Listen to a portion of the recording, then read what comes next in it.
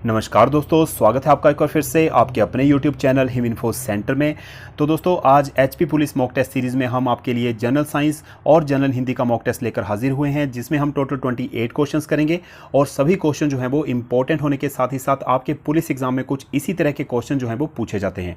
तो अगर आप 28 के 28 क्वेश्चन कर लेते हो तो आपकी पुलिस डिपार्टमेंट में सिलेक्शन जो है वो पक्की है। तो वीडियो में आगे बढ़ने से पहले चैनल को सब्सक्राइब कर लीजिए और बेल आइकन को भी प्रेस कर लीजिए ताकि हमारे आने वाले वीडियोज़ की नोटिफिकेशन आप तक सबसे पहले पहुंच सके। तो चलिए शुरू करते हैं आज का ये वीडियो।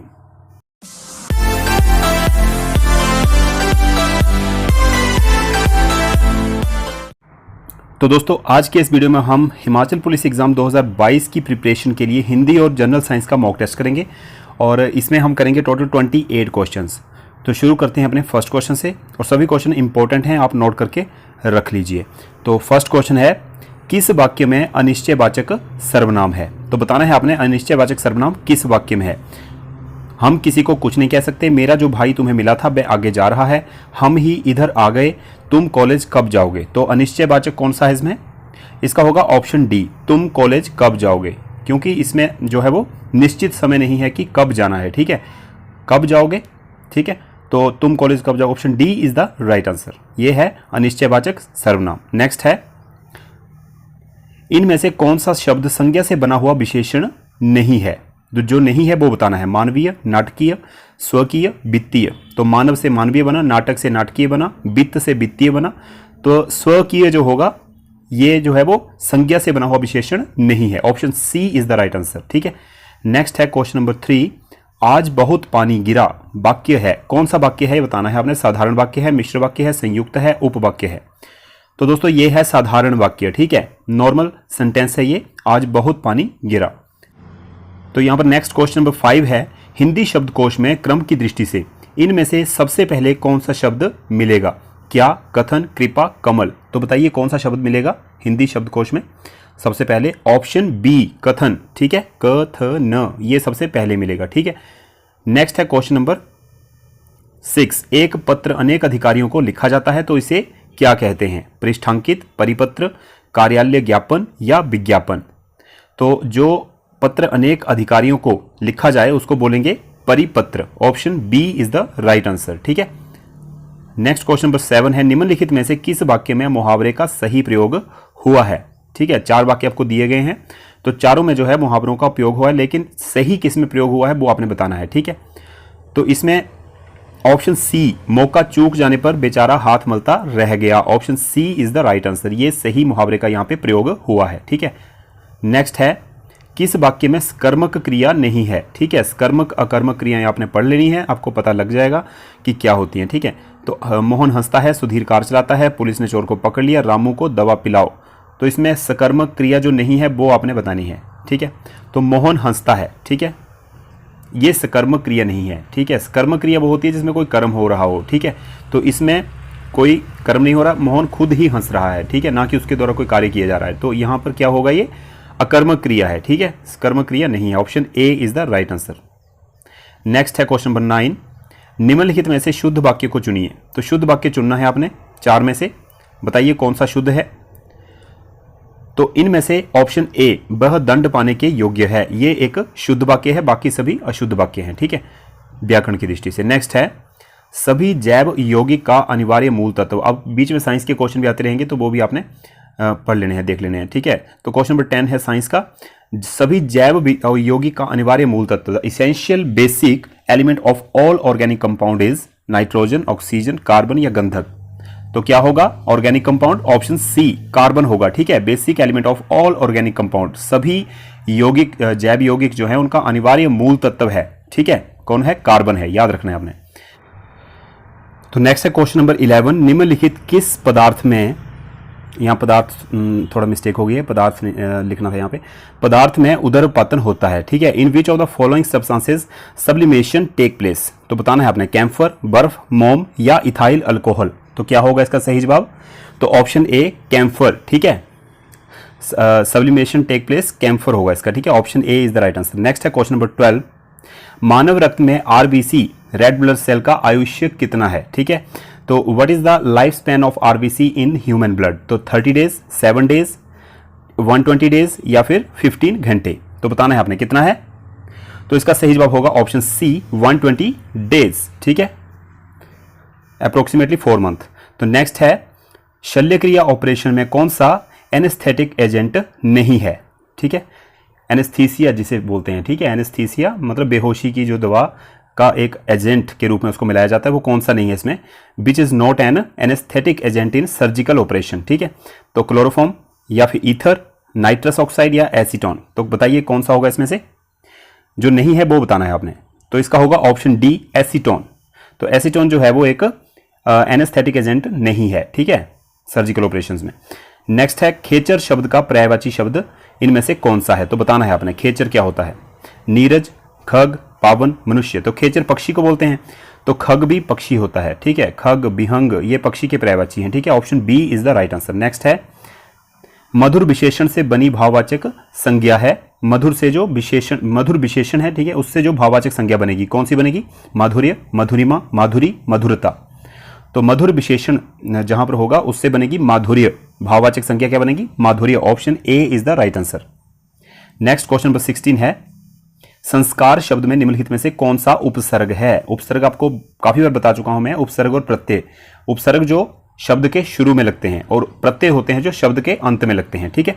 तो सम, सन, सन, ये इनमें से कौन सा होगा जो संस्कार शब्द में लगा है उपसर्ग, तो बताना है आपने। तो option B is the right answer, सम उपसर्ग है इसमें, ठीक है, सम उपसर्ग से बना है संस्कार, ठीक है, ऊपर म की मात्रा है ना, ये बिंदी लगी है ऊपर, ये इसका मतलब है सम, ठीक है, म हलंत है इसमें, तो याद रखना इस चीज को आपने। तो नेक्स्ट है क्वेश्चन नंबर 17, निम्नलिखित शब्दों में से किस शब्द में द्वंद्व समास का प्रयोग हुआ है, नवयुवक, चंद्रोदय, चतुर्भुज या धनुर्बाण। तो द्वंद्व समास, ठीक है, तो धनुर्बाण, ठीक है, धनुष और बाण, तो धनुर्बाण में क्या है, द्वंद्व समास है। नेक्स्ट है निर्जर, निझर शब्द युगम के क्रमशः अर्थ हैं। ये दो शब्द हैं, एक निर्जर है एक निझर है, इनके क्रमशः अर्थ क्या होंगे, झरना एवं वृद्ध, युवा और देवता, देवता तथा झरना या वृद्ध एवं देवता। तो इसका होगा देवता और झरना, ठीक है, देवता तथा झरना, निर्जर बोलेंगे देवता और निझर बोलेंगे झरना को, ठीक है, तो option C is the right answer. Next है गौरव का विलोम शब्द आपने बताना है क्या होगा, लघु, लघिमा, लाघव या लघुत्व। तो बताना है इसका सही जवाब, तो ऑप्शन सी लाघव, गौरव से क्या बना, लाघव, अगर लाघव आ जाएगा तो आपने गौरव करना है, ठीक है, गौरव का लाघव हो गया। नेक्स्ट है मां बच्चे को दूध पिला रही है में कौन सा कारक है, ठीक है, कारक बताना है, कर्ण कारक है, संप्रदान है, अपादान है या कर्म कारक है। तो बताइए कौन सा है, मां बच्चे को दूध पिला रही है, तो ऑप्शन डी कर्म कारक, कर्म हो रहा है यहां पे, ठीक है, तो कर्म कारक है, ठीक है। नेक्स्ट है कुरु शब्द में निम्नलिखित में से कौन सा प्रत्यय, अब प्रत्यय आ गया, ठीक है, प्रत्यय कौन सा लगा है, लगेगा जिससे कौरव शब्द बनेगा, ठीक है, तो कौरव में कौन सा प्रत्यय लगा है तो आपने बताना है, ठीक है, अ, अब, आव, रब। तो कुरु से, कुरु में कौन सा प्रत्यय लगाएंगे कि कौरव बन जाए, तो अ प्रत्यय लगाएंगे, ठीक है, option A is the right answer, ठीक है, कुरु में अ प्रत्यय लगाएंगे तो कौरव बन जाएगा। नेक्स्ट है किस क्रमांक में सभी शब्द शुद्ध हैं, तो जो शुद्ध शब्द हैं आपने पहचानने हैं, ठीक है, यहां पर अत्याधिक होता है, ठीक है, अनाधिकार होता है, अधीन होता है, चाहिए होता है, ठीक है, गृहस्थी ये ठीक है, दिवाली ये भी ठीक है, दीपावली भी बोलते हैं, दिवाली बोल देते हैं, पूज्य यहां पर ये वाली मात्रा होनी थी ना, और एनक, एनक होता है, एनक नहीं होता है, डबल ए नहीं होता, इसमें सिंगल ए होता है, ठीक है, तो गृहस्थी और दिवाली ऑप्शन सी ये वाला सही है, शुद्ध है। नेक्स्ट है क्वेश्चन नंबर 23, दिए गए वाक्य में उचित विकल्प की पूर्ति करनी है आपने,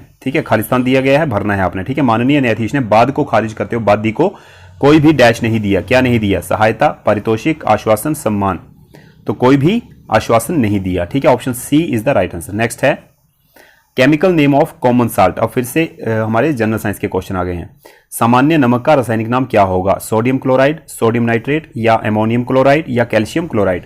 तो इसका होगा sodium chloride, option A is the right answer, ठीक है। नेक्स्ट है question number 25, the unit of energy in MKS system is, MKS प्रणाली में ऊर्जा की इकाई आपने बतानी है क्या होती है, ठीक है, एमकेएस क्या होता है, मीटर किलोग्राम सेकंड बोलते हैं इसको, ठीक है, मीटर किलोग्राम सेकंड, और दूसरा क्या एक और इकाई होती है उसको बोलते हैं सिस्टम को सीजीएस सिस्टम, वो क्या होता है सेंटीमीटर ग्राम सेकंड, ठीक है, ये हो गया metre kilogram second, metre kilogram second, और जो हमारा सीजीएस है उसको बोलेंगे सेंटीमीटर ग्राम सेकंड, सिस्टम, ठीक है। तो ओम, एर्ग या फिर जूल या बोल्ट। तो जो कार्य की इकाई है वो वैसे जूल है, ठीक है। एमकेएस में एसआई यूनिट बोलते हैं इसको, ठीक है। एमकेएस को बोलते हैं एसआई यूनिट और इसको एमकेएस प्रणाली बोलते हैं, तो इसमें बोलेंगे जूल। तो कार्य की इकाई क्या हुई? जूल हुई। अगर इसको पूछा जाएगा आपको सीजीएस में, ठीक है, सेंटीमीटर ग्राम सेकंड में, तो आपने ईर्ग बताना है, ठीक है, एर्ग, ERG, ऑप्शन बी। तो यहां पे होगा option C is the right answer, joule होगा इसका, ठीक है। कार्य की एमकेएस इकाई जो है वो जूल है। What is the gravitational force exerted on a mass called? किसी द्रव्यमान पर लगने वाले गुरुत्वाकर्षण बल को क्या कहते हैं? तो ये बहुत ही आसान है, वेट, इनर्शिया, टेंशन या स्ट्रेन। तो जब भी गुरुत्वाकर्षण का बल लगता है तो वो वस्तु को भारी बनाता है, ठीक है। तो वेट बोलेंगे इसको, ठीक है, भार, वेट। नेक्स्ट है soap is prepared by boiling caustic soda with. तो कास्टिक सोडा को किसके साथ उबाला जाता है कि उससे साबुन बनता है फिर, ठीक है। अल्कोहल, केरोसिन ऑयल, ग्लिसरीन या फिर फैट्स। तो बताना है इसका सही जवाब क्या होगा, तो फैट्स होगा इसका सही जवाब, ठीक है। कौन सा फैट? एनिमल फैट्स, ठीक है। एनिमल फैट्स को जब कास्टिक सोडा के साथ उबाला जाता है, फिर उसको जब ठंडा किया जाता है तो उससे क्या साबुन तैयार होता है, ठीक है, नॉर्मल टेम्परेचर पर। नेक्स्ट है मैच द फॉलोइंग विटामिन। अभी हमारा लास्ट क्वेश्चन है, थोड़ा हम इसको कर लेते हैं छोटा। तो match the following vitamin with their respective deficiency diseases, ठीक है। तो आपने क्या करना है, विटामिन आपको दिए गए हैं, उनकी कमी से होने वाले रोगों को सुमेलित करना है, ठीक है। तो बताना है आपने स्टेप बाय स्टेप कि विटामिन कौन सी कमी, किस विटामिन की कमी से कौन सा रोग होता है। तो विटामिन B3 है सबसे पहले। तो विटामिन B3 से कौन सा रोग होगा, तो उससे होगा पेलेज्रा, ठीक है। पेलेज्रा रोग होगा विटामिन B3 से, ठीक है। और विटामिन B5 से कौन सा रोग होगा, विटामिन B5 की डेफिशिएंसी से पेरेस्थीसिया, ठीक है। Option B is the right answer, ठीक है, ऑप्शन बी होगा इसका। तो B3 से हो गया आपका पेलेज्रा, B5 से हो गया पेरेस्थीसिया। अब B6 आया विटामिन, तो विटामिन B6 से होगा एनीमिया, ठीक है, खून की कमी। और विटामिन B7 बचा हमारा लास्ट में, तो ये होगा डर्मेटाइटिस, ठीक है, स्किन डिसीज, ठीक है। तो B7 हो गया डर्मेटाइटिस। तो हमारे पास क्या बना जोड़ा ये हमारा, ये बना C पेलेज्रा, B पेरेस्थीसिया, D एनीमिया और लास्ट में A डर्मेटाइटिस। तो हमारा ऑप्शन सी हो गया ये, ठीक है, CBDA is the right answer, ठीक है। ये है मैचिंग पॉइंट, ठीक है। तो इस तरह से हमारे ये आज के 28 क्वेश्चंस कंप्लीट होते हैं। अपना दूसरा मॉक टेस्ट लेके शाम को फिर हाजिर होंगे। तब तक के लिए जय हिंद, जय भारत।